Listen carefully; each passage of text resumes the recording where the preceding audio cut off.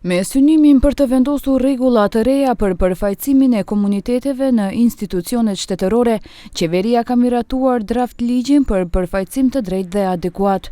Nga qeveria theksojnë se qëllimi është eliminimi i paqartësive dhe keqpërdorimeve që kanë shoqëruar sistemin e mëparshëm, si dhe ndërtimi i një administrate profesionale dhe transparente. Parimi kushtetues i përfaqësimit të drejtë dhe adekuat ngrihet në nivel të materjes ligjore dhe si i tillë obligativ për të gjitha institucionet shtetërore.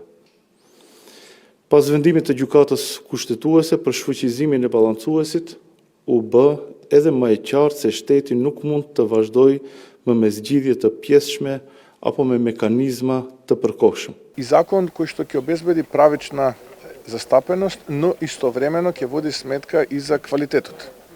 Нешто кое што досега можеби не беше stavano vo perimetrot, odnosno vo fokusut.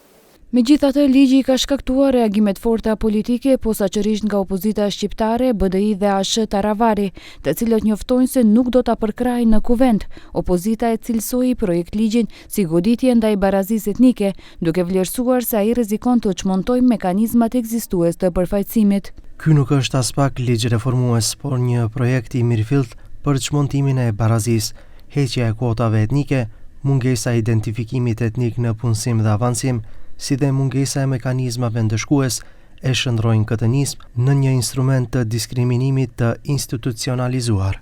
Ligji i ri parashikon një trup koordinues që monitoron përfaqësimin, por partitë shqiptare thonë se nuk ka masa të detyrueshme për institucionet që nuk respektojnë përfaqësimin. Krijuar më së shumti dilema është se nuk ka asnjë dispozit të vetme sankcionuese apo ndëshkuese për institucionet të cilat do ta zbatojnë këtë ligj dhe të cilët nuk do të marrin, nuk do të arrijnë që të realizojnë përfaqësimin e drejtë dhe adekuat. Thjesht me një fjalë, ky ligj mua për aq sa e kam lexuar më duket sikur të themi t'i avansojmë juristët, ja po e marr si shembull juristët, por mos t'i lejojmë njerëzit të tregojnë se janë juristë. Nga qeveria theksojnë se ky mekanizëm është thelbësor për të shmangur abuzimet dhe për të rritur besimin e qytetarëve në institucionet publike.